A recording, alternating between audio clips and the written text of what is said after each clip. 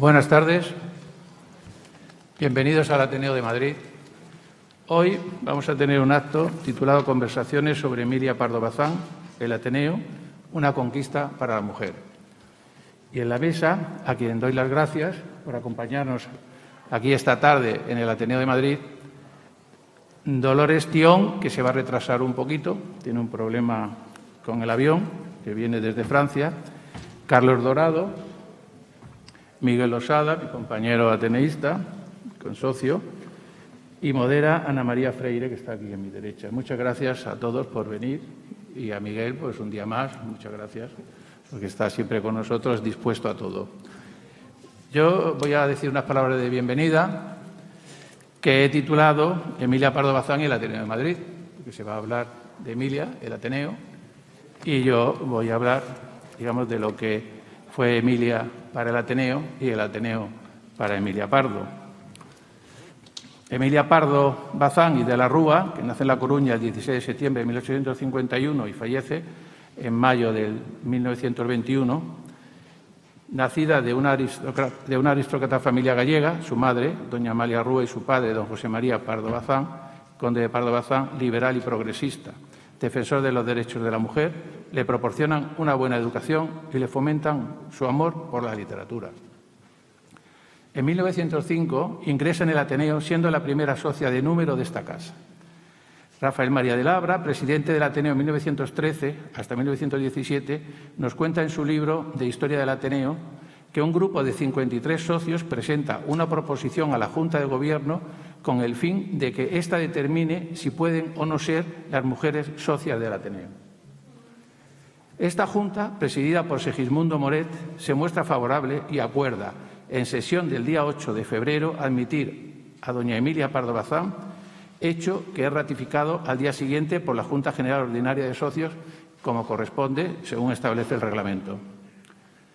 Emilia Pardo ingresa como socia de número con el número 7925, tiene 54 años, ya es una reconocida escritora y activa ateneísta. Días después de su admisión comentó: «Soy la primera mujer que pisa oficialmente el Ateneo y esto es para mí una de las mayores satisfacciones que he recibido». El diario La Época publica la noticia el 15 de febrero en primera página y otros periódicos se hacen ecos en días sucesivos, unos a favor y otros en contra de ella.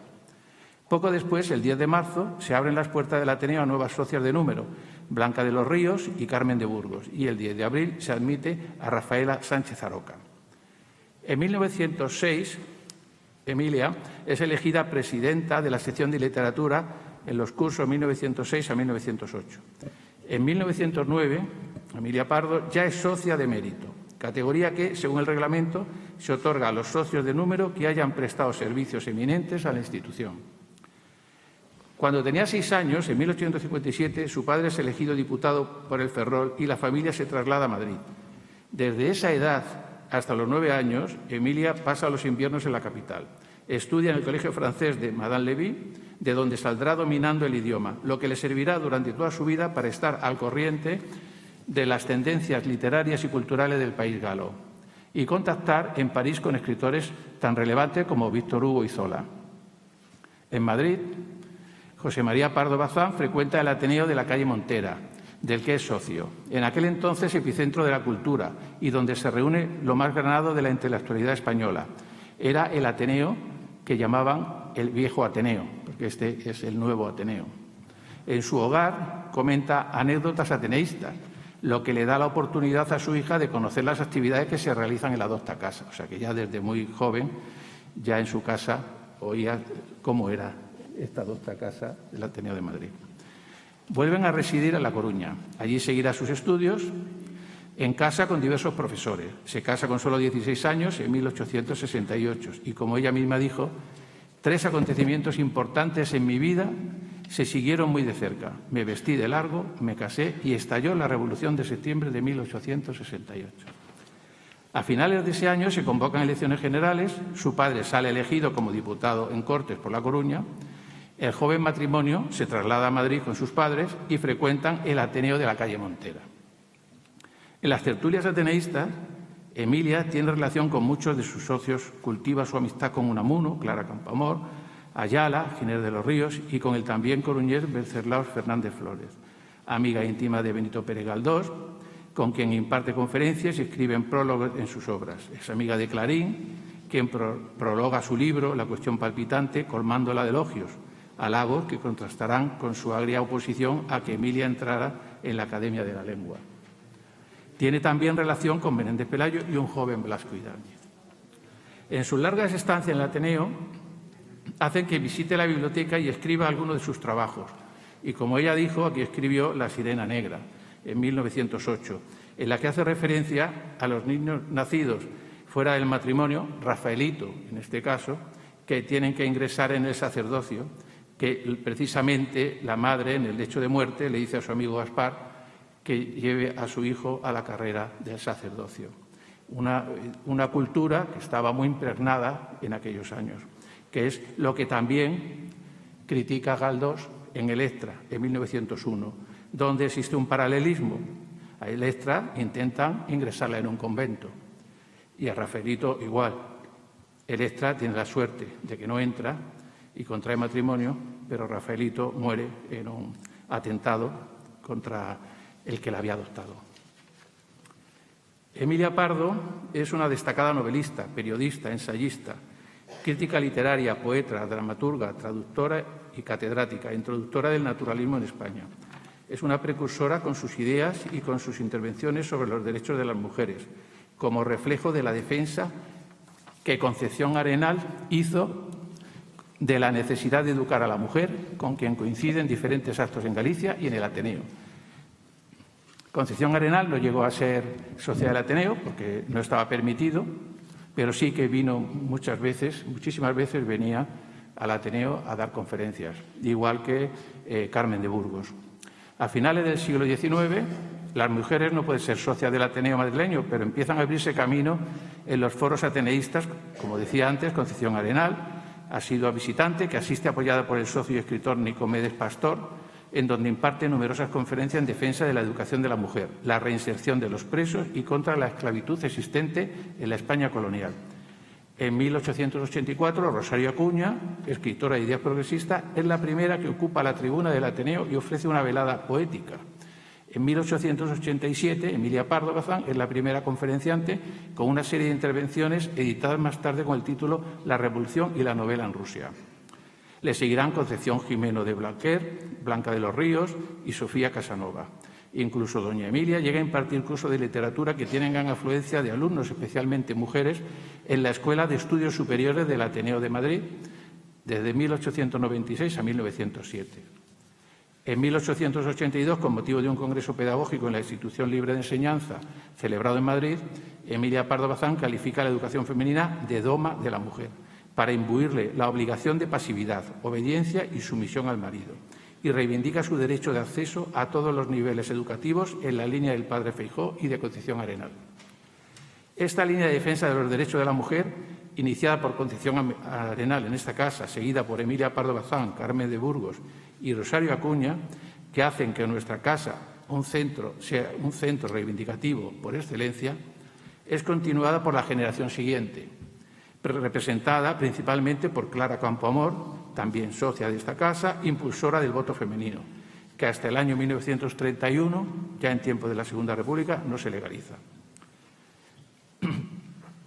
Este año 2021, el Ateneo de Madrid conmemora el centenario del fallecimiento de doña Emilia Pardo Bazán, con un amplio programa de conferencias encaminadas a recordar la figura de nuestra ilustre ateneísta, con la publicación de 2 libros titulados Emilia Pardo Bazán y el Ateneo y la cuestión palpitante, que esperamos disponer en los próximos meses. Y también quiero dar las gracias al Ayuntamiento por la organización de este acto, junto con el Ateneo, nuestra casa, que ellos siempre tienen abiertas las puertas de esta otra casa. Y nada más, bienvenidos al Ateneo y paso la palabra a Ana María Freire. Muchas gracias por la presentación tan completa de la trayectoria vital y creativa y de pensamiento de Emilia Pardo Bazán.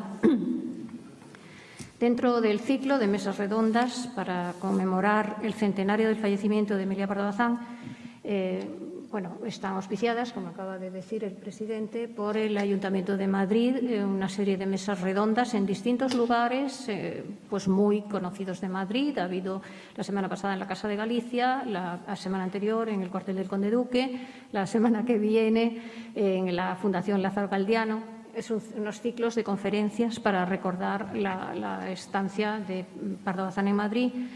Mesas redondas en las que participan destacadas personalidades que han trabajado, que hemos trabajado en la figura y en la obra de Emilia Pardo Bazán.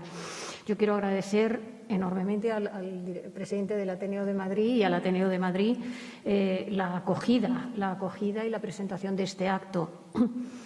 Este ciclo de mesas redondas, coordinado por Xulia Santiso, que es la directora de la Casa Museo Emilia Pardo Bazán en Coruña, y por mí, se inscribe dentro de estos actos de aniversario, de celebración del aniversario del fallecimiento de Emilia Pardo Bazán, que ha querido patrocinar el Ayuntamiento de Madrid, que, como ella dijo, es una ciudad, dijo Madrid, es audaz, jaranero y curioso. Es este cartel tan alegre. Bueno, no obstante, para Emilia Pardo Bazán, Madrid fue mucho más, porque en esta ciudad cifró ella sus objetivos, que eran, además de un proyecto, de una meta personal, una conquista para la mujer, que es como se titula esta mesa redonda. Hemos querido hacerlo así porque esa es la expresión que ella utiliza en una carta precisamente a Blanca de los Ríos. Esto es una conquista para la mujer, la pertenencia al Ateneo, los objetivos que ella iba teniendo, la pertenencia a la Real Academia Española, que fue la única que no consiguió, el estar presente en los mismos periódicos, escribiendo en los mismos periódicos que los escritores del momento. Ella no colabora en revistas femeninas, más que alguna vez por compromiso o por amistad. Ella dice dónde escriben, pues qué sé yo, Castelar o Cánovas o los grandes escritores, Galdós, dónde escriben, en el Heraldo, en el Globo, vamos a ver, en cualquier periódico, el Liberal, en el Imparcial, y ella quiere escribir ahí. Es una mujer que entiende este tema de la conquista para la mujer como algo no segregado, no separado no es un frente ante los hombres, sino ¿dónde están ellos? Ahí nosotras, ¿por qué no? Si tenemos, como decía Feijóo, el padre Feijóo, como al que acaba de recordar el presidente del Ateneo, dice, si la mujer no ha llegado a más, no es porque no tenga talento para más, sino porque no ha tenido la oportunidad y las circunstancias no lo han permitido, pero a todo se llegará, ¿no?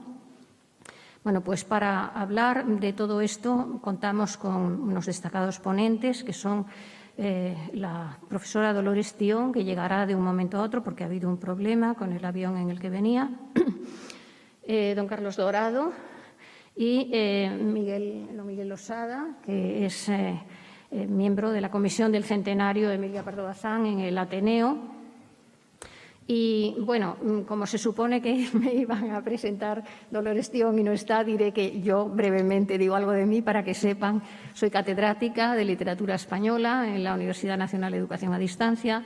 Si manejan ustedes un poco en Internet los fondos que hay de Emilia Pardo Bazán, dirijo el portal de Emilia Pardo Bazán en la Biblioteca Virtual Miguel de Cervantes, que se ha actualizado este año, está ya actualizada, bueno, siempre faltan detalles, pero tiene ya hasta el formato y el diseño es otro, y se han incorporado muchísimas obras.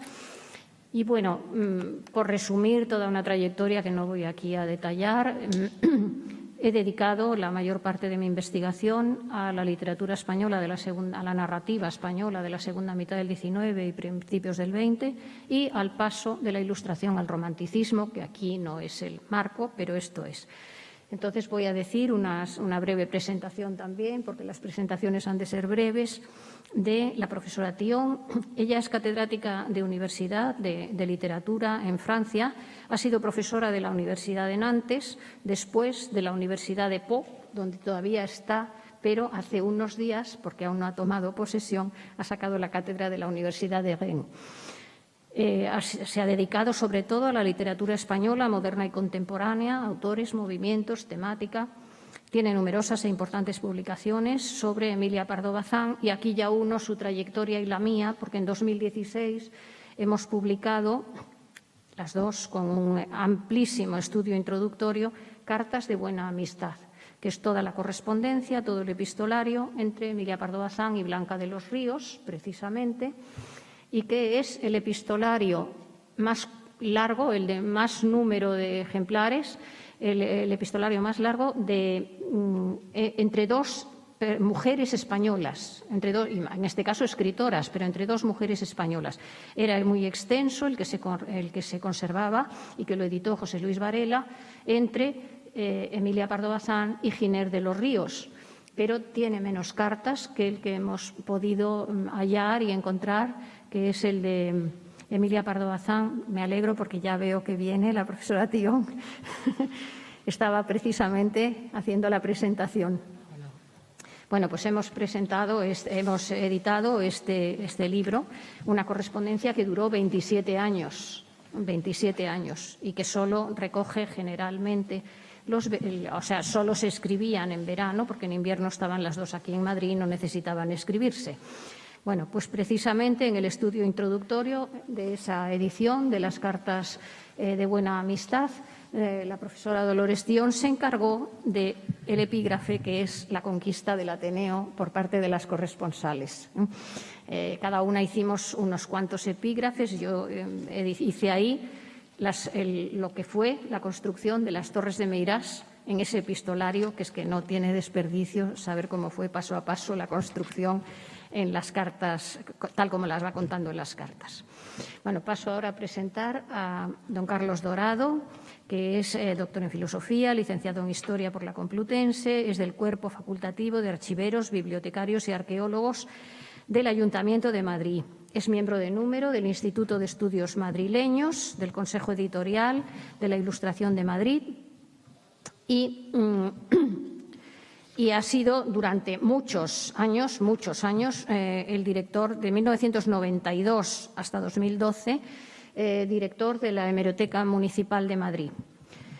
Recientemente ha participado en un curso precisamente sobre Pardo Bazán en la Universidad Rey Juan Carlos y es el coordinador del homenaje a Emilia Pardo Bazán con motivo del centenario del fallecimiento en el Instituto de Estudios Madrileños.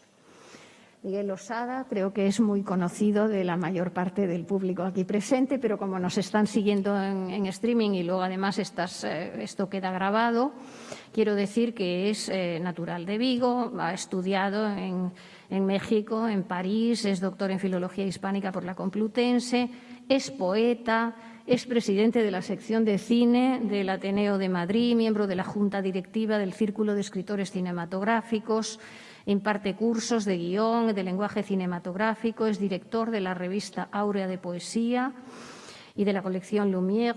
Interviene en obras de Lorca, Valle-Inclán, Jardiel, Beckett, en muchísimas películas y tiene una larga lista de publicaciones que sería largo detallar aquí. Bueno, pues una vez que nos hemos presentado, que ya sabemos quiénes estamos en la mesa, voy a empezar a preguntar. Pongo en antecedentes a la profesora Tión de que el presidente del Ateneo ha hecho una semblanza biográfica de Emilia Pardo Bazán y ha hecho varias interesantísimas alusiones a su relación con el Ateneo. Pero bueno, yo voy a preguntarle a ella, que ha trabajado sobre este tema. El objetivo de ser admitida como socia en el Ateneo de Madrid fue una meta a la que Emilia Pardo Bazán aspiró desde muy temprano. Nos ha contado el presidente que ya su padre era ateneísta y que ella oía comentar en casa lo que se hacía en esta casa, que estaba entonces en la calle de la Montera. ¿Qué significó para ella este logro? ¿Qué medios puso para conseguirlo? ¿Con qué apoyos contó? ¿Quién se le puso en contra y por qué? De todo esto nos puede hablar la profesora Tión. Bueno, antes que nada, disculpen mi tardanza y el aspecto. Las aventuras de los aviones siempre son imprevisibles. Y entonces, pues acabo de aterrizar ahora mismito. Nada, gracias a la organización, gracias a Ana, al Ateneo por acogernos. Y yo estoy un poco emocionada ya por el desastre del día que llevo, no solo por eso, sino por estar aquí en esta sala donde tanto disertó doña Emilia y tanta importancia simbólica tiene y tuvo para ella y para muchísimas más mujeres.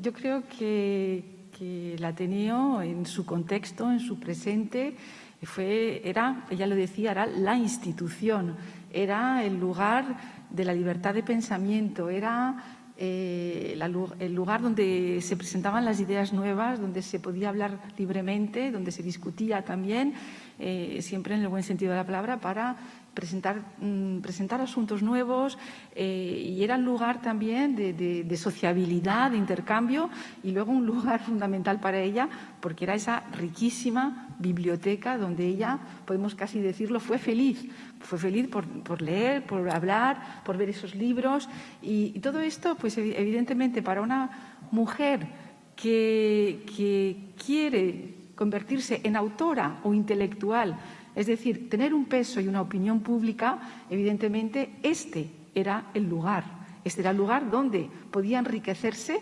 podía intercambiar, podía formarse, y también un aspecto fundamental en ella podía enseñar, podía, pues ella lo decía, a través de la palabra, a través de la emoción, a veces las ideas se transmiten de manera más eficaz.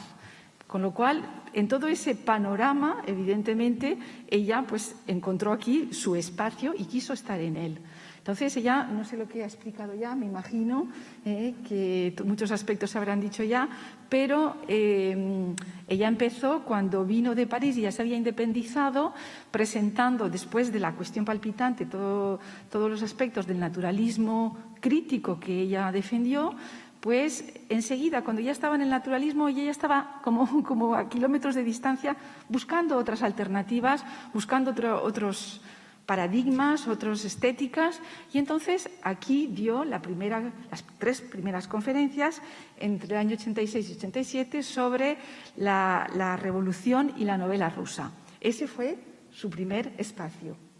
Sí. Y el objetivo de conquistar, de ser socio voy del a Ateneo. ello. Entonces, esas primeras conferencias luego fueron a otras más tarde, en el año 92, sobre los franciscanos y Colón. Y luego vino el centenario. En fin, ella empezó a dar esos pequeños pasos de manera modesta, podríamos decirlo, entre comillas, y entonces, nada más acabar aquellas conferencias, ella en el año 10 lo recordaba y dice, bueno, yo vengo a disertar, vengo a compartir ideas, a aportar ideas nuevas. ¿Por qué no puedo ser socia de número? ¿Por qué oficialmente no se me abren las puertas? ¿Por qué no puedo ir a esa biblioteca? Y ese fue el motor donde ella dijo, la primera vez, en el año 87, pide ser socia y evidentemente se le rechaza. Igual lo he explicado también. Sí. No, pero está muy bien. Se rechaza. Le iba a preguntar yo ahora precisamente... perdón. Entonces, tras otras intervenciones, ella incluso dio un curso en la Escuela de Estudios Superiores y en el año 96, es decir, fíjense cómo se va escalonando poco, hasta que ya decide y vuelve a pedir ser socia de número y se le vuelve a denegar. Y esto hay que esperar unos cuantos años más, hasta 1905, exactamente lo conseguirá. El 9 de febrero de 1905, después de muchas discusiones de pros y contras, ella obtendrá el carnet 7.925, que será el de la primera mujer, y abrirá oficialmente. En los estatutos nunca aparecía que las mujeres no pudiesen ser socias, pero se hablaba de socio el masculino por hábito, con lo cual consiguió entonces, y a partir de ahí ya, pues no solo fue socia por tener el carnet, pero se fue socia muy activa. Ya llegaron todos los cargos que ahora después quizás los explicaremos. Sí, le iba a preguntar yo a Carlos Dorado, para ella supuso mucho el ser admitida en el Ateneo. ¿Qué diferencia, por qué Puede decirse que el Ateneo era una institución más avanzada que otras que le cerraron las puertas, como la Real Academia en aquel momento. ¿En dónde radicaba entonces la modernidad del Ateneo? Aunque también aquí encontró trabas para entrar, pero ¿en dónde radicaba la modernidad del Ateneo en aquel momento? Yo quisiera resaltar primero lo que significó la pertenencia al Ateneo para doña Emilia, si te parece. Sí, perfecto. En 1912 dirige una carta a la Real Academia, creo que es conocido, pidiendo su propio ingreso. No era una novedad, porque 60 años antes lo había hecho Gertrudis Gómez de Avellaneda. Es una carta que sorprende porque tiene una factura muy descuidada, hasta tiene alguna tachadura. Al final está la clave de la carta, porque lo que pide ahí a la Academia es que le den una razón de su respuesta. Ya adivinaba que le iban a decir que no, porque pedía una razón, seguramente para polemizar. Pero por lo que interesa ahora esa carta es porque cuando aduce sus méritos, lo primero que dice: soy exprofesora de literatura contemporánea del Ateneo y es presidenta de literatura de la misma institución. Y era ya consejera de Instrucción Pública, otros muchos cargos. Pero lo primero que señala era lo que había hecho en el Ateneo. De manera que fue una presencia que la acompañó toda su vida. ¿Por qué se encontraba a gusto en el Ateneo? Porque encontró un espacio a su gusto de sociabilidad. Un espacio que en cierta manera era la prolongación del salón de su casa, donde la mujer no se sentía postergada por el hombre, actuaba con mucha libertad y sobre todo para ella, que era una formidable polemista, podía dedicarse a la discusión. Dijo de una muda de ella una vez que se perecía por discutir de todo con todos. Y eso lo encontró en el Ateneo. Sí. Y la diferencia, ¿por qué el Ateneo sí y la Real Academia no? Las personas que estaban en cada una de las instituciones en algún caso eran las mismas, en algún caso. ¿Qué diferenciaba al Ateneo de otras instituciones históricas de tipo...? Porque la atmósfera mental era muy distinta. En el Ateneo era muy fuerte la presencia de los krausistas y una cosa y otra iba unida. De manera que, por ejemplo, hay una carta de Menéndez Pelayo a Gumersindo Laverde que le dice: está muy inclinada a las relaciones con krausistas y ateneístas y demás gente dañina. Ya. Ella era muy amiga de Giner de los Ríos y de otros krausistas, ¿no? Y antes... Sí. De la institución de los krausistas y luego de los institucionalistas. Sí. Bien, pues voy a preguntarle otra vez a Dolores Tión. Cuando Emilia es admitida en el Ateneo, ella abre una puerta que enseguida atraviesan otras mujeres, destacadas escritoras, que aquí ya se han mencionado: Blanca de los Ríos, Carmen de Burgos. ¿Qué sabemos de la actividad de doña Emilia desde que se convierte en socia del Ateneo de Madrid? ¿Qué eventos organiza desde que es elegida presidenta de la sección de literatura, que también fue una elección muy reñida? Sí. Sobre esa elección también nos podría contar algo. Sí, la elección es bastante compleja. En 1905, cuando ella obtiene el carnet, entonces enseguida, ocurrió que Francisco Navarro Ledesma fallece en el mismo mes de noviembre, es decir, unos meses más tarde, apenas 8 o 9 meses más tarde que ella obtenga el carnet. Y entonces ella, hemos dicho, quiere ser una mujer activa y empezar a ocupar ese espacio y mostrar que la mujer es también capaz, pese a que ella siempre lo explicaba en los artículos suyos, que a veces le habían dicho que una mujer tendría muchos problemas, que si no sería capaz, etcétera.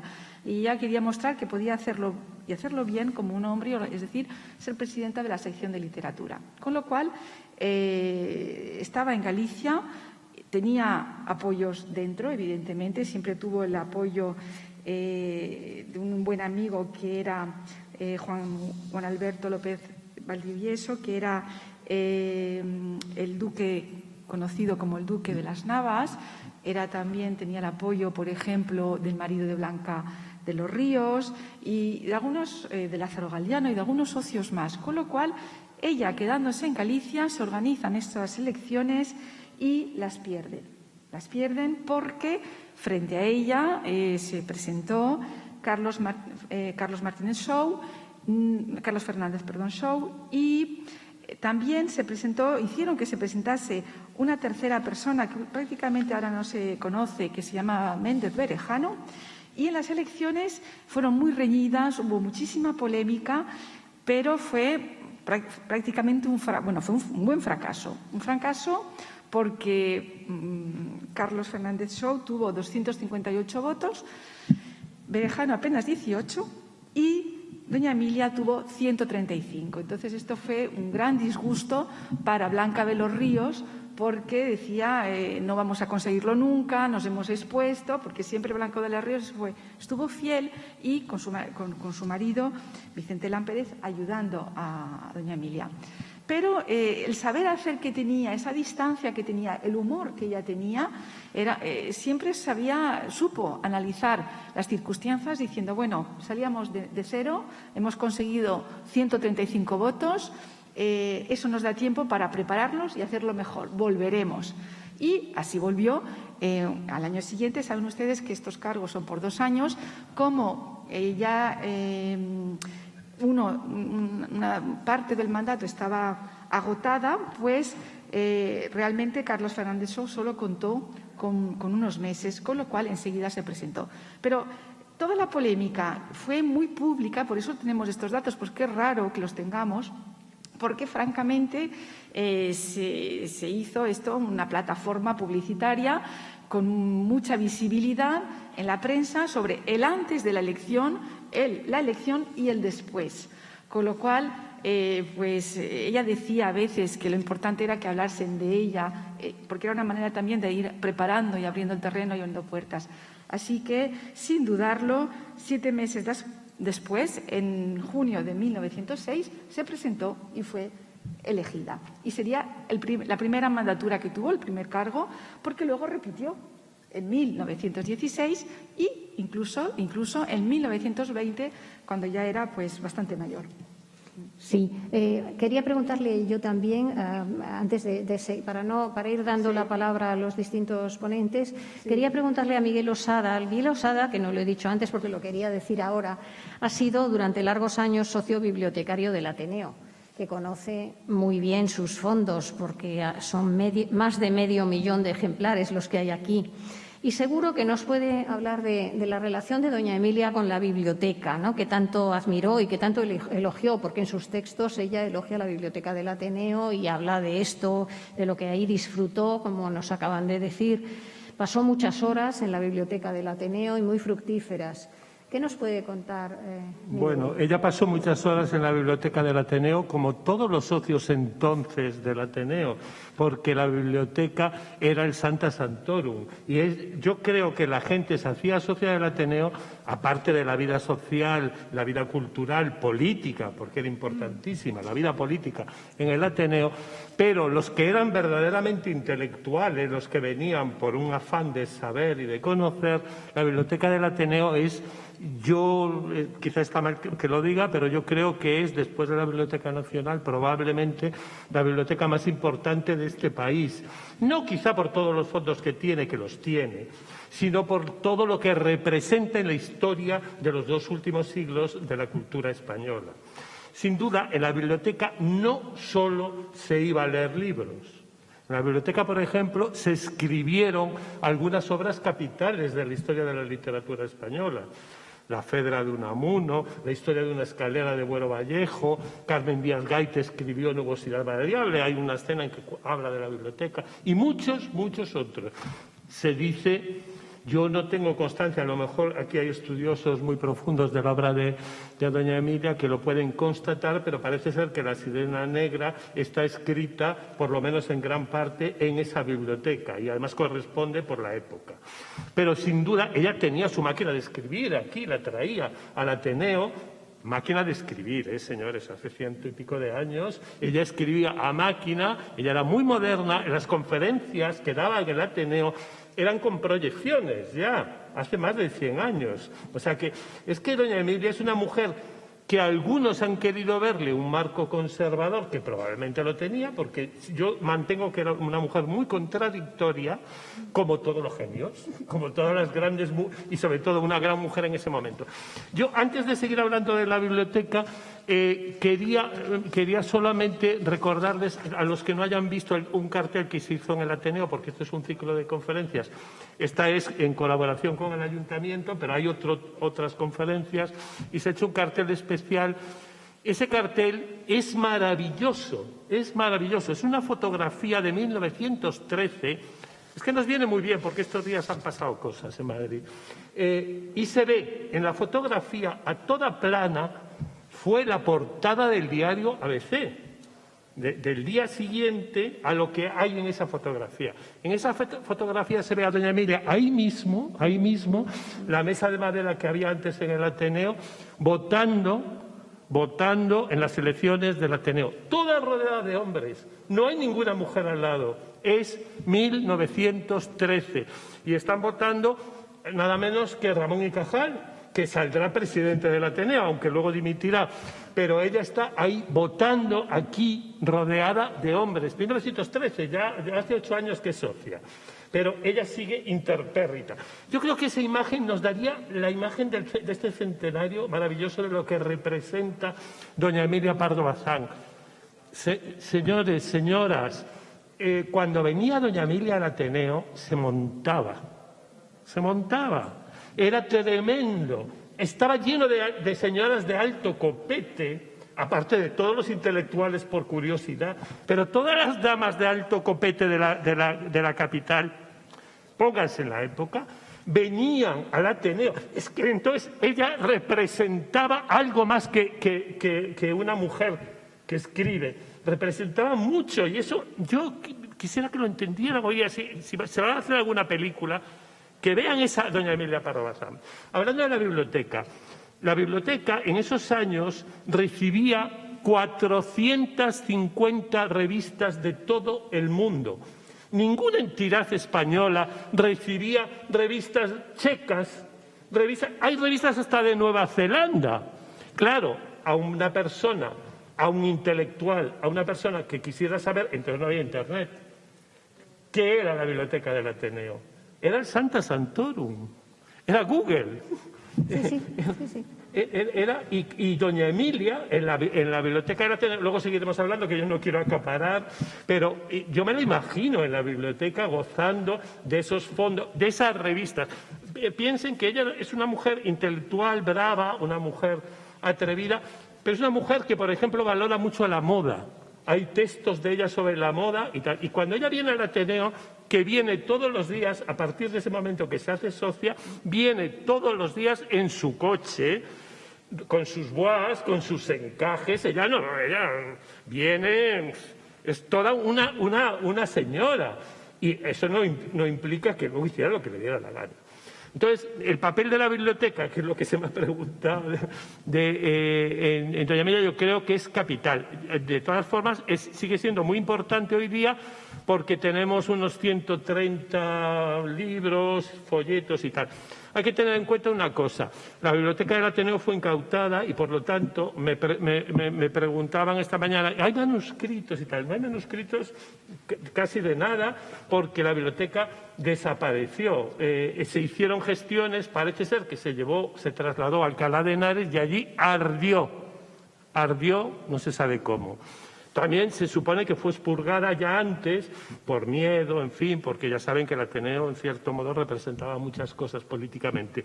Entonces, no hay manuscritos de doña Emilia, pero sí hay muchas y muy interesantes primeras ediciones, alguna firmada, alguna está en la exposición de la Biblioteca Nacional, Y lo más interesante, y ahí es un trabajo que todavía está a medio hacer, aunque yo sé que mucha gente ha investigado y ha colaborado, la manera de encontrar relación del Ateneo y de muchas cosas con la vida de doña Emilia, de donde sacamos las fotografías y tales, a veces la hemeroteca.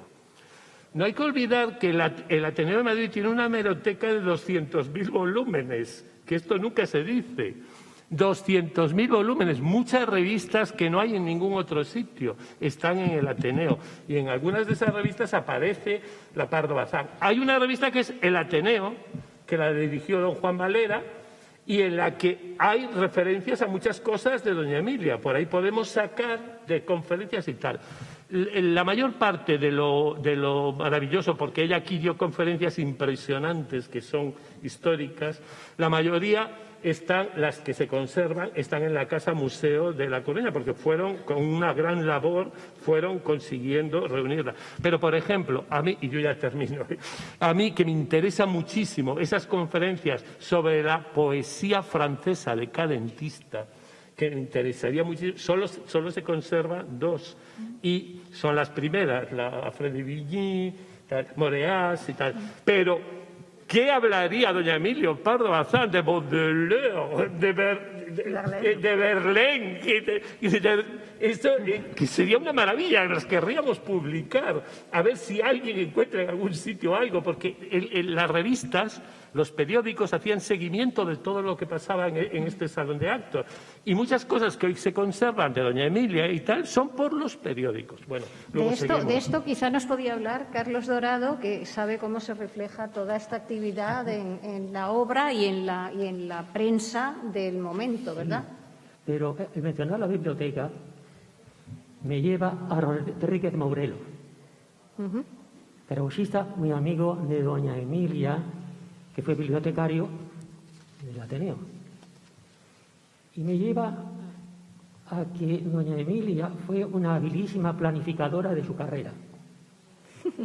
Porque en la revista de Galicia, que ella funda en el año 80, de la que Ana María es una edición facsimilar espléndida, en sus primeros números, ya en los primeros números, incluye unos apartados que llama Madrid a vista de pájaro. Y son 2.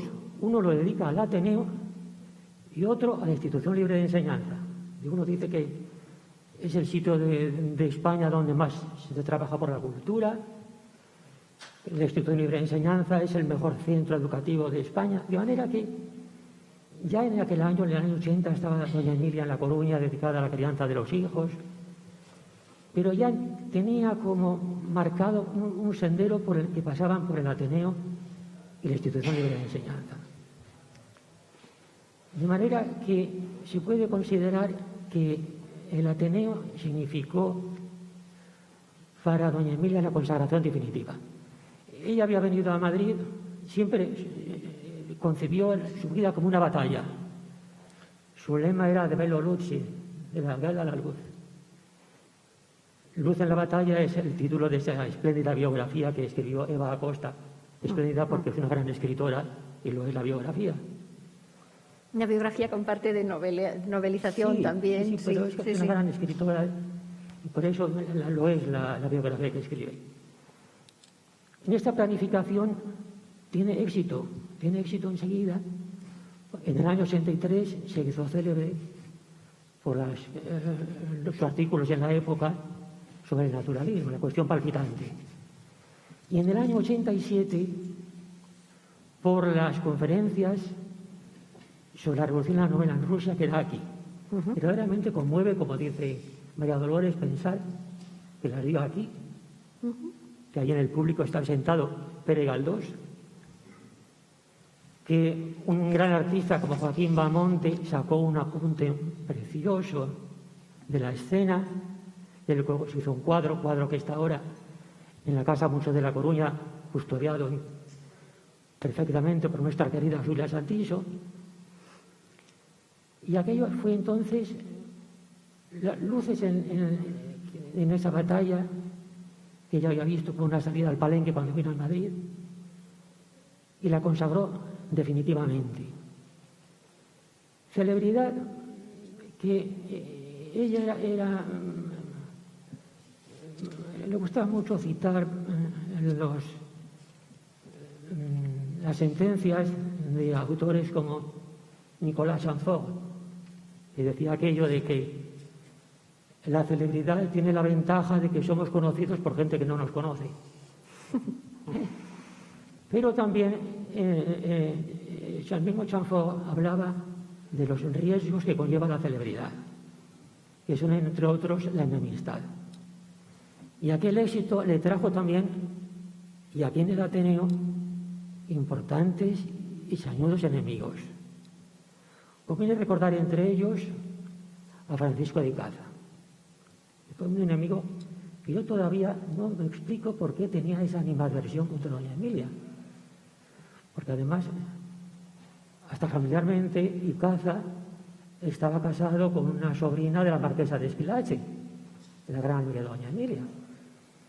Sin embargo, tuvo una animadversión terrible de por vida y achacándola siempre el plagio. Sobre eso hay mucho que hablar. Yo creo que se podría decir otra cosa que doña Emilia decía muy a menudo para distinguir plagio, que eran los préstamos literarios, que ella los llamaba como si fuera sembrar una idea para que luego la desarrolle otra. Sin embargo, Icaza no lo perdonó. Durante toda su vida persiguió esa idea hasta después de muerta, porque cuando en el año 24 se empieza a levantar un monumento, escribe Icaza diciendo que van a levantar un monumento a la gran plagiaria. No lo vuelvo yo porque murió en el año 25. Pero lo curioso de toda esta historia es que, y de aquella acusación de plagiaria, quien vino a vengar a doña Emilia fue Clarín, que ya entonces eran muy enemigos. Pero Icaza, que era poeta, publicó unos versos y en el Madrid cómico Clarín escribe que los versos de Icaza vienen a ser plagio de la poesía francesa, con la cual, sin saberlo ni uno ni otro, la vengó. Sí, sí. Sobre esto hay un artículo, digo que quizá lo conozcan algunos de los interesados por aquí, un artículo muy interesante de Darío Villanueva, donde habla precisamente de él se refiere a Henry James, que es el que habló de esto, y él lo comenta, dice que una cosa es el plagio y otra, pues tomar préstamos o cualquier otro procedimiento, y dice, y hay algo que se llama el polen de ideas. Claro. El polen da fruto aquí, da fruto allá, y no tienen por qué haberse ni conocido ni plagiado. Yo creo que todos los plagios de doña Emilia, bueno, todos, tampoco se le acusó de tantos, pero de los que se le acusó, porque en una ocasión también... Pero fue una acusación continua a lo largo de su carrera. Desde las primeras, aquellas conferencias que dio sobre la novela rusa, que en cierto modo aquí no se conocía, ya se le acusó de haber copiado entero un libro de una traducción de un francés. Y luego a lo largo es uno de los elementos que van contra ella. Pero claro, ¿quién conocía aquí la novela rusa? Si poca gente sabía. Y además ruso. Cuando edita las conferencias sobre ella la conocía a través de traducciones francesas. No, es un Ella estudio. cuando publica las conferencias de la Revolución y la novela en Rusia, cita sus fuentes y dice, Claro. vamos, yo es que las tengo muy en la mano. Pero dice, bueno, no voy a estar citando a cada momento cuando pongo al final la bibliografía pero que he lo que yo utilizado. quiero decir es que si en vez de ser doña Emilia fuera don Emilio algo, a lo mejor no lo hubieran acusado de eso. Es decir, que había una cierta animadversión y tenían que atacarla por algún lado, porque no podían entender que una señora viniera aquí donde nunca había habido nada a explicarles cosas que ellos desconocían. A mí, sobre todo... De esa animadversión hay una solo... prueba. Sí, perdón. No, sí. Cuando preparé una edición de las conferencias estas, cotejé lo que decía Icaza, que decía dicho doña Emilia, y lo que dijo. Entonces lo alteró. O sea que aún encima... Había una malevolencia contra Sí, ella, sí, que yo no sí, iba sí. nunca a explicarme. Sí.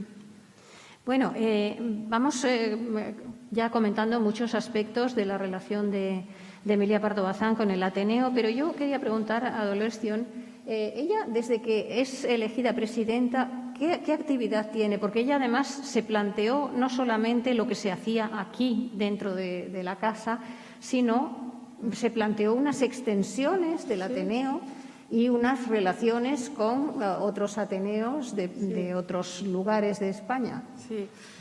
Sí, en realidad ella, como hemos dicho antes, dijo que quería demostrar por la acción, por el hecho, que podían gestionar bien las actividades de la sección de literatura.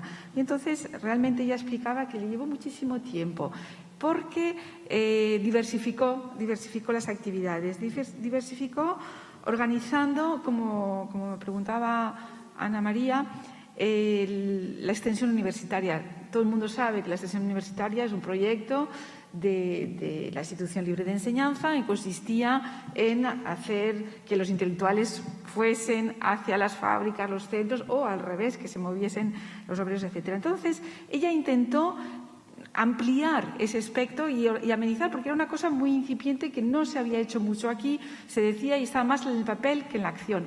Con lo cual ella emprendió varios caminos. En primer lugar, con Galicia, con el Ateneo de Artesanos en Galicia, donde se hizo la velada a Concepción Arenal. Enseguida, y muy interesante, contactos con Portugal. Entonces intentó a que viniesen varios representantes de la cultura portuguesa, en aquellos momentos gente muy comprometida políticamente, y pensaron después que no les iban a autorizar la venida de estas personas, con lo cual por prudencia rechazó, pero sí estableció ya lazos y puentes. Y uno muy interesante fue con Cataluña.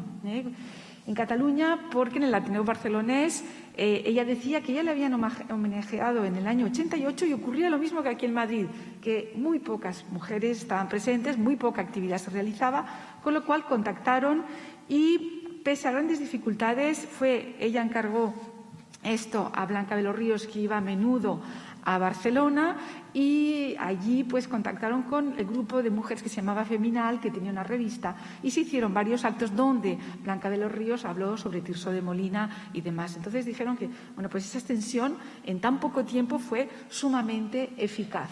Y sobre todo muy innovadora este acercamiento, y ya en aquella época sobre todo, sobre esa Barcelona modernista y de la modernidad con Madrid. Sí, estamos yendo de una zona a otra, pero vamos, de un campo a otro, pero yo quería saber, Carlos Dorado comentó en algún momento que había un Ateneo de señoras, ¿verdad?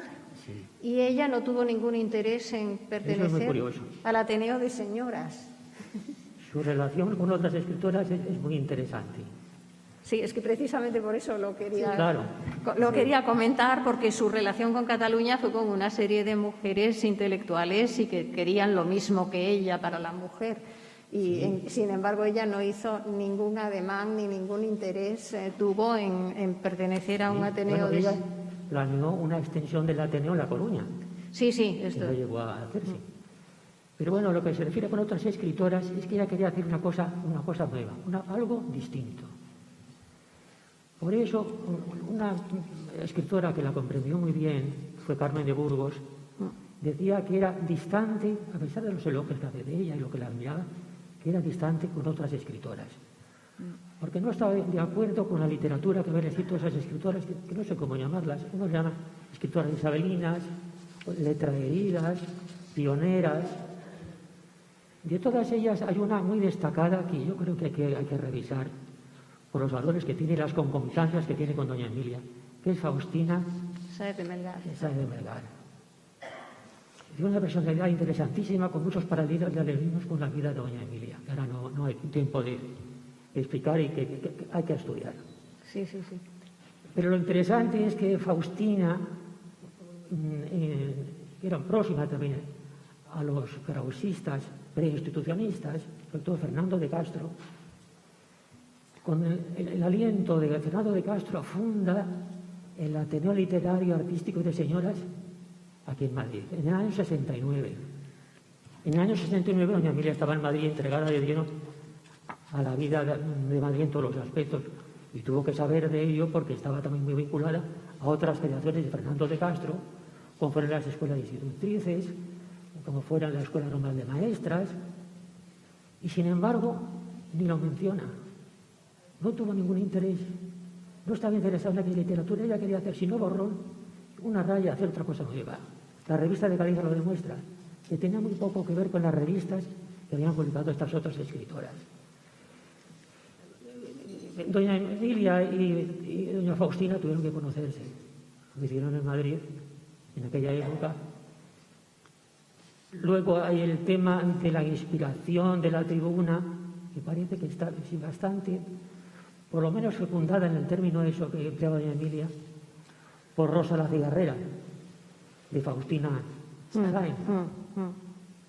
Coincidieron a lo largo de su vida varias veces porque las dos, al cabo de los años, cuando la exposición colombina de Chicago del año 93, las dos fueron nombradas vocales de honor. Y sin embargo, no se nombran. El Ateneo de Señoras también es verdad que tuvo menos, poca relevancia en su momento. Bueno. Y Emilia Pardo Bazán en el año 69, que es cuando se funda, tiene todavía 18 años, está en Madrid, pero todavía no ha despegado. Sí, Es esa época en que dice, se me estaba pasando el tiempo y no sabía... Pero el año 69 fue en Madrid una gran efervescencia feminista. Sí, pero doña Emilia no estaba todavía en esa Pero onda. tiene que estar al tanto de todo ello. Ya tenía contactos con krausistas. Quizás sí, a lo mejor hay que investigar un poco más esto, no sé, pero yo creo que ella se compromete y se interesa más por esto cuando ya se propone su carrera literaria. Y en el 69, pues está todavía la cosa muy, muy atrasada, ¿no? Todavía no ha encontrado ella su propio camino. Yo creo, es una opinión. Esa mentalidad que tuvo ya también a Fernando de Castro, Es una opinión. ¿cómo ni siquiera lo nombra? Porque el propósito era ambicioso, el de aquel Ateneo de Señoras. Era educar a la mujer para que pudiera desenvolverse en la vida, que tuviera sus propios medios, su educación, su cultura. Una cosa que apunta también doña Agustina es que la mujer deje de ser instrumento de las fuerzas reaccionarias por tener su propia cultura para pensar y decidir. ¿No? Que la cosa era muy importante. Sí. En cualquier caso, Emilia Pardo Bazán, yo creo que, por lo que yo he investigado, ella le da otro aire a algunas cosas que ya existían o le gusta otro modo de enfocar cosas que ya existían. Yo este caso lo conozco bien al haber estudiado la Biblioteca de la Mujer.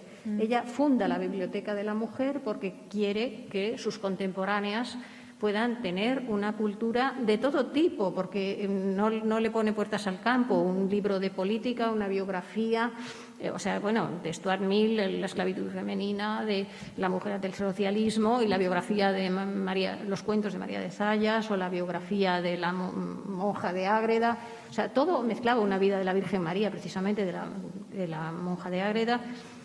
Bueno, todo esto para elevar el nivel intelectual de la mujer de su tiempo. Y cuando pasan un tiempo se da cuenta de que quien ha leído los libros de la Biblioteca de la Mujer casi todos son hombres y que no vende los números, las cantidades de ejemplares que ella contaba con hacer. Entonces pasan unos años, la interrumpe al cabo de unos cuantos volúmenes, pasan unos años y en 1913 dice, ¿qué quiere la mujer de mi tiempo y mis contemporáneas?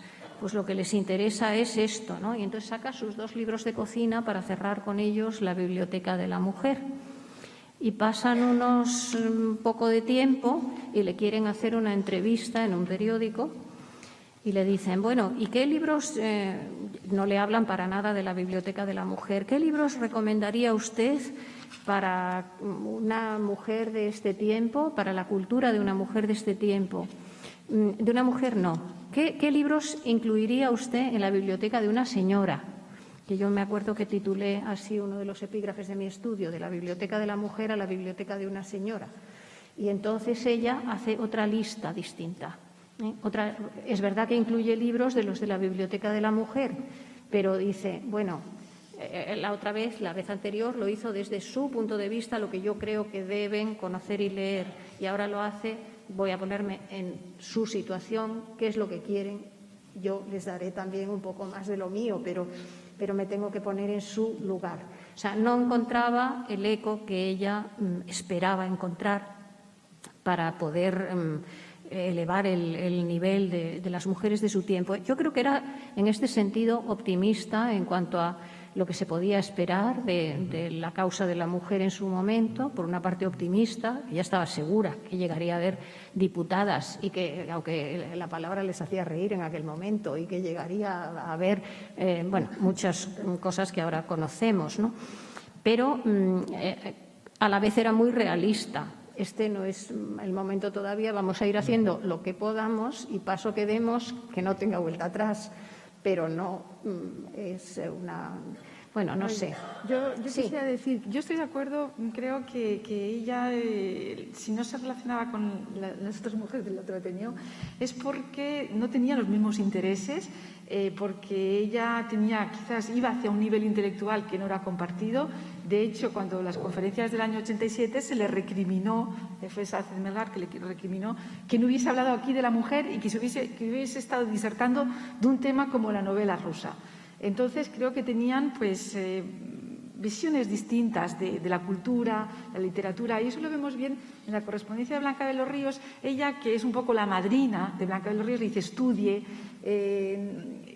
profundice, haga conferencias, hable, pero estudie sobre todo. Y la fue encaminando hacia ese estudio. Yo pienso que por eso conectó más con Blanca de los Ríos que con las otras señoras, que es cierto que se distanció mucho y nunca tuvo una relación fluida, salvo con las más jóvenes, que la tuvieron pues un poco, sí, como la maestra, Sí, pero con con sus cosas. distancias. Porque, por ejemplo, doña Concepción Arenal no quiso editar en la Biblioteca de la Mujer, Sí, no esa- quería, porque para ella las ideas, digamos, feministas, así entre comillas, de la Pardo Bazán no eran las que entendían otras mujeres. Hay unas cartas por ahí en las que dicen no le digas nada a doña Emilia, que no quiero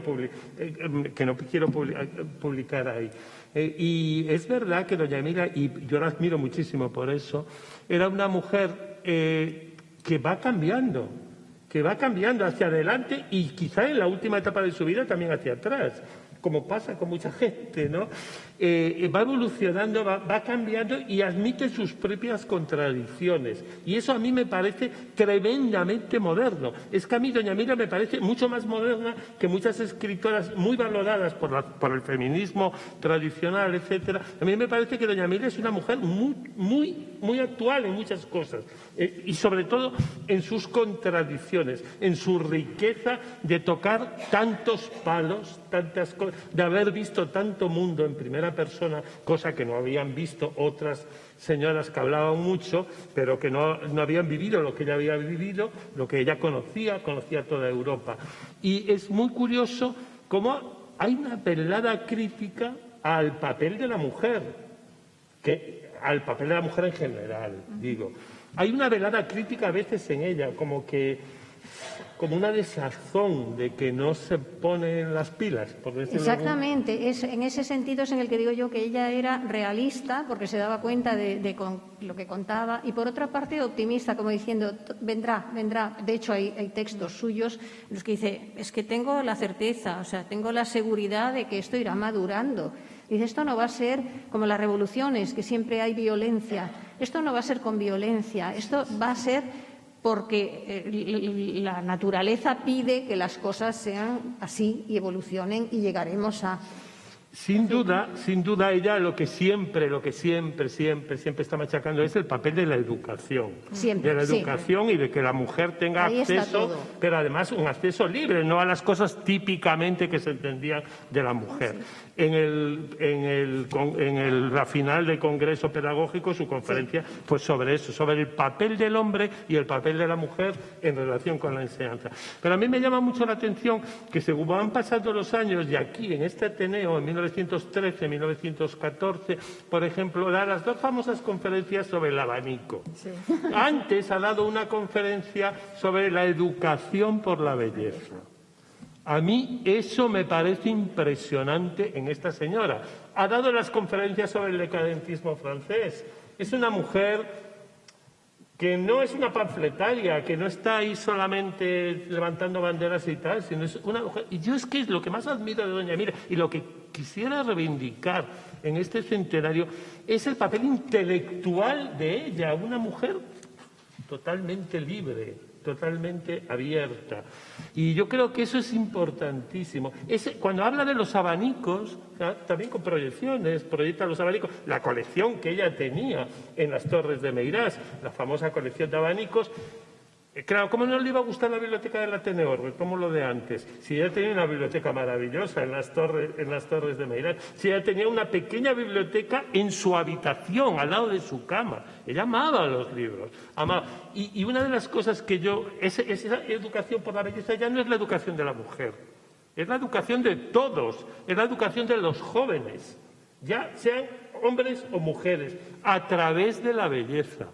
Porque a través del arte, a través de la estética, a través de la belleza, se puede llegar a educar el intelecto, el pensamiento.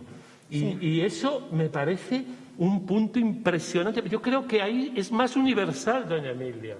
Ella pretende que la educación del hombre y la de la mujer sea igual, reciban el mismo tipo de formación, vamos a decir así, porque ella lo explica así, dice intelectual, deportiva, o sea, va poniendo las secciones distintas de lo que es una educación completa, y dice, y después, que esto también a mí me parece muy de tener en cuenta, dice que la capaciten para estar a la misma altura y si quiere, porque ella lo dice así, si quiere, puede ejercer la misma profesión que pueden sus compañeros de curso, dice, cuando terminan, ¿no? O sea, pero no dice, y que la mujer tenga que ser después esto o lo otro o lo de más allá. No, es que en ese momento el primer paso es que la mujer puede estudiar, pero no puede ejercer. Sí. Y entonces ella dice que pueda estudiar y que si quiere pueda ejercer, ¿por qué no? Sí, yo quisiera un poco insistir en esa modernidad, porque cuando habla de la conferencia de 1913, esta de la educación por la belleza, y el otro día lo comentábamos en otro sitio, yo siempre digo que qué mujer más moderna, porque estamos ahora hablando nosotros en nuestra sociedad contemporánea de las historias de las emociones, de la inteligencia emocional, de la sensibilizar a los alumnos.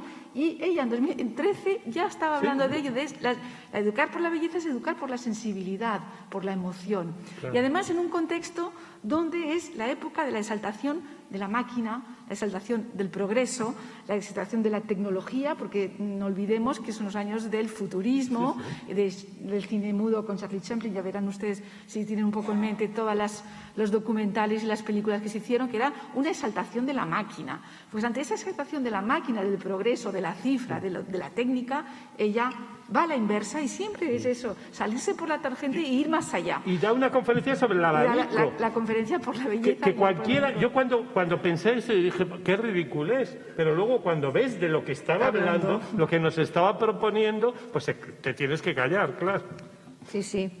Bueno, yo quería apuntar también, antes de pasar, que en el tema este de los libros de cocina de doña Emilia tiene relación también muy estrecha con lo que hizo Colombines, que se dedicó también a libros de cocina, de aseo, de cuidado, porque se vendían muchísimo, se vendían más que los Claro, otros. si es que era lo que pedía la mujer de su tiempo y no está mal, porque doña Emilia, ella dice, yo me gustan las cosas de la casa, lo que no tengo es tiempo para dedicarles... Pero que se vendan los libros. Pero me gusta, dice, de hecho, los libros de cocina, si alguien ha visto lo que hay en la Casa Museo, Emilia Pardo Bazán, en el archivo, o sea, están hechos a partir de recetas que ella cortaba de aquí y de allá. Unas están redactadas, pero otras están cortadas del periódico y así. Y con eso ella lo juntó. Y escribió el prólogo del libro mítico de cocina, El Picadillo, que yo recuerdo que mi madre tenía uno muy gastado, que era el que utilizaba. Exacto. Sí, sí, o sea, le gustaba, no veía incompatibilidad. A mí lo que me gusta de ella también es que no ve incompatibilidad, donde es que parece que todo tiene que ser compartimentos estancos o blanco o negro. Ella tenía una ella visión, fumaba, ella sabía que fumar, plural fumaba. de la vida, no tiene por qué ser enfrentamientos, puede caber. Se iba a un cabaret en París y eso que era muy conservadora, según dicen. No. Ella es no muy... veía incompatibilidad. Al hablar de la educación lleva a otro tema interesante, al considerar su relación con el Ateneo, porque fue una dirección de doble sentido. ¿Qué le aportó el Ateneo a doña Emilia y doña Emilia qué aportó al Ateneo? Pues con esto podríamos terminar, si hablamos de esto. Sí, por favor. Sí, bueno, quedan muchas cosas, como que tú sabes mejor. Pero en fin, ¿qué le aportó el Ateneo? Una plataforma para hablar de todo, porque ella era capaz de hablar de todos los temas. Sí. Igual le disertaba del abanico, que de Bourdieu, que de los filósofos recientes, de Ibsen, de Bergson. Lo de Bergson es interesantísimo, que indica su capacidad mental. Porque ella dice que va a haber Bergson, que vino con un gran revuelo, Bergson va a hablar en el Ateneo. Y ella, que era muy sincera, una sinceridad asombrosa y hasta ingenua, el día antes de la conferencia dice, voy a oírle, fue muy famoso, pero yo no sé nada de él, no he leído nada de él. Vino y fue capaz de mantener con él un juego de diálogo y escribir al día siguiente un artículo donde expone las teorías de Bergson con una calidad asombrosa. De manera que ella era capaz de hablar de todo. Y de los temas interesantes que tienen actualidad, sin duda, bueno, hay otros como el regeneracionismo, que fue fundamental, el Ateneo en el contacto con Costa aquí. El tema de ella le preocupó tantísimo. Y que también está relacionado porque ella veía el regeneracionismo en relación con la educación. Habéis hablado de esa conferencia bellísima de la educación por el arte, que lo veis. Yo me gustaría leerla completa porque reconozco que parece que el manuscrito está incompleto. Sí. Y que yo he leído los fragmentos que publicó en la revista Por el Arte, que son interesantísimos. La educación por la emotividad. Más moderno no puede ser. Y ella siempre se preocupó de conciliar arte y ciencia, que fueran compatibles y se complementasen y no podían complementarse mejor que en la educación. Sí. Pues y dio otra conferencia sobre Goya. Sí. Que considera un precursor, hoy todos lo consideramos, un precursor del arte moderno, pero ella lo vio enseguida. Y si no recuerdo mal, se llama Goya o la espontaneidad española. Exacto. Que también tiene la segunda parte. Que luego que está en su obra, está en Insolación, por ejemplo, esa defensa de la espontaneidad española frente al frío racionalismo del norte. Ella es que es una mujer que defiende lo que viene de fuera, por supuesto, pero al mismo tiempo también defiende lo suyo. Y ese es un capítulo que quizá habría que dedicarle más de un estudio. Es que Emilia Pardo Bazán, yo creo, bueno, lo estamos viendo con todos estos ciclos de conferencias y lo estamos viendo con todos los actos que está viendo, porque, bueno, no somos tantos pardobazanistas, pero nos están llamando de todos sitios para estar en todas partes y se va viendo la cantidad de temas que se tratan y todos dan de sí, o sea, no es una cosa forzada, con lo cual se ve que es una mujer inagotable. Bueno, inagotable para empezar, y yo una de las cosas que reivindicaré siempre es su acercamiento a los grandes filósofos. Por ejemplo, la conferencia que da sobre los grandes escritores, pero es que se atreve con Montaigne, con Erasmo, quizá no tenga la profundidad que tenga un verdadero filósofo de raza, pero es que el que se meta por esos caminos, como antes, cuando la conferencia que da aquí sobre los franciscanos y Colón, ahí ella habla de Rogerio Bacon, habla de Duns Scoto, y los ha leído, lo cual es bastante. No creo que muchos de nosotros hayamos leído a Rogerio Bacon, a Leibniz, Es una mujer inagotable. Yo no sé si tendríamos a lo mejor que ir recogiendo, no sé, digo me parece que nos dicen. Ah, muy bien, pues estupendo. Sí. Yo quería decir que recoge lo que está diciendo, pero siempre tiene una mirada crítica. Es no decir que le atrae lo de fuera, pero defiende lo de España. No, ella es crítica con lo de España y con lo de fuera, con Bacon o con Montaigne, con lo que sea. Incluso con el Ateneo también, ¿eh? Sí, claro.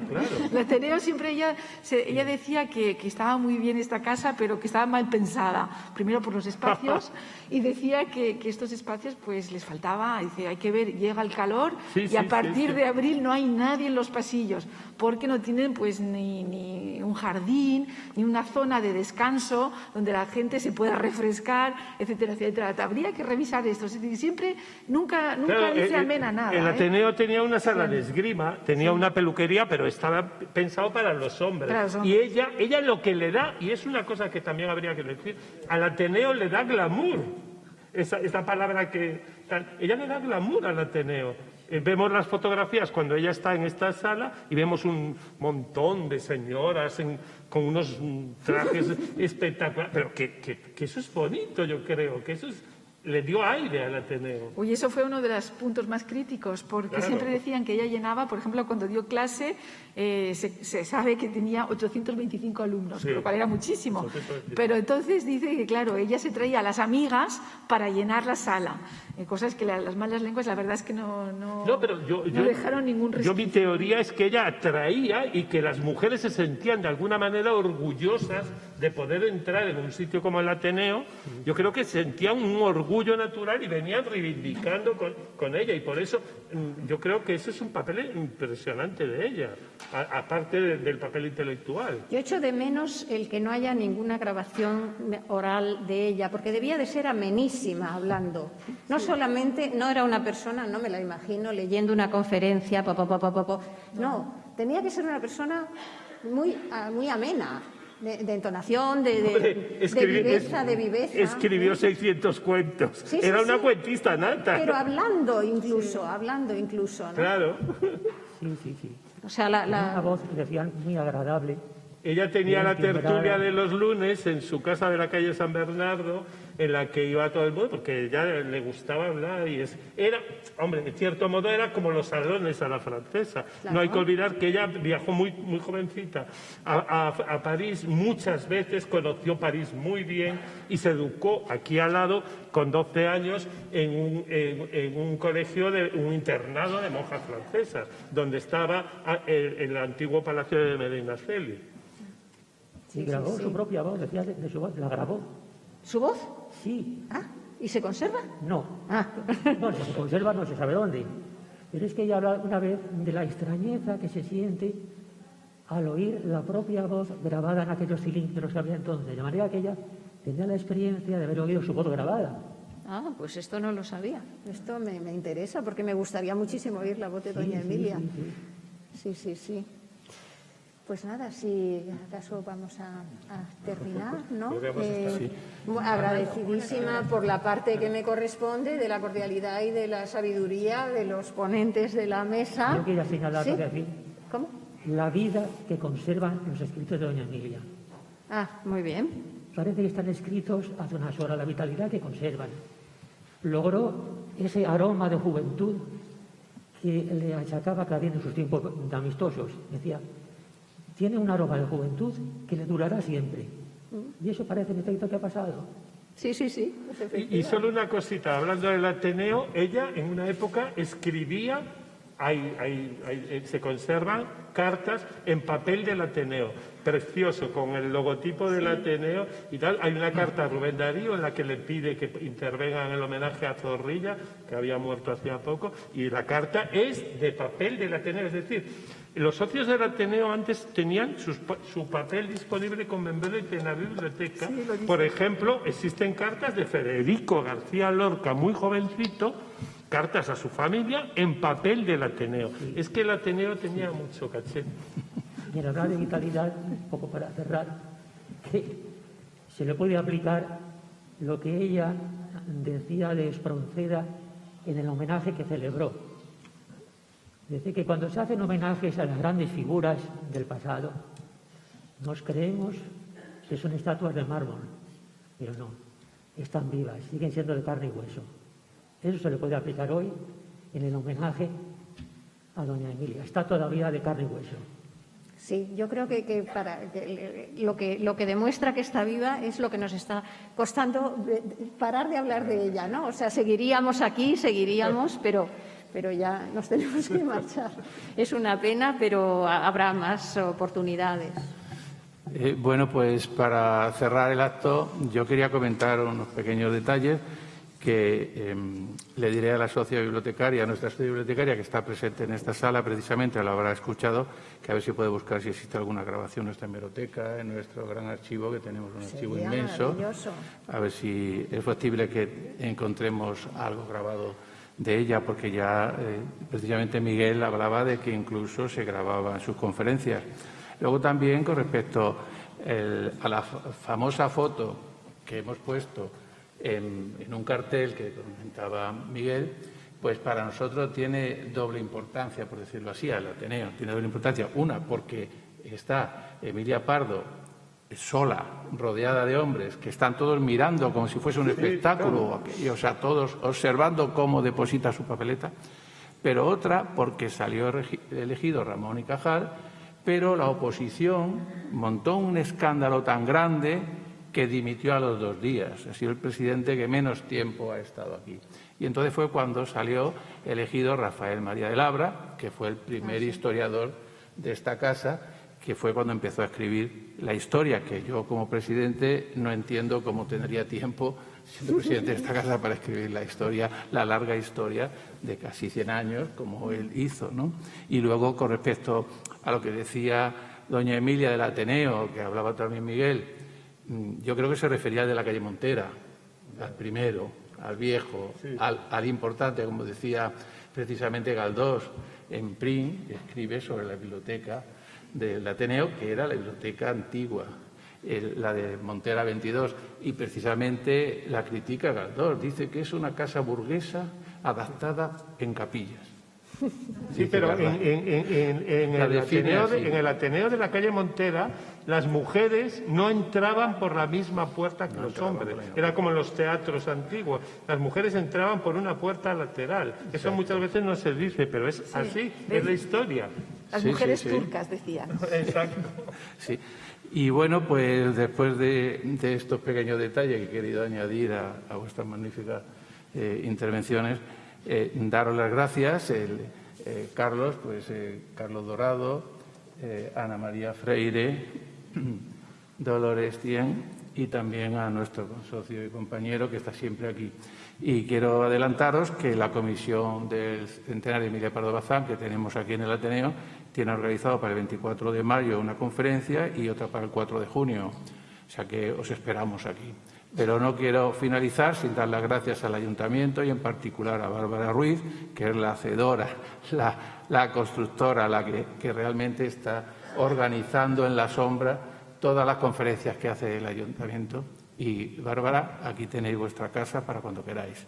Y muchas gracias a todos por venir al Ateneo de Madrid.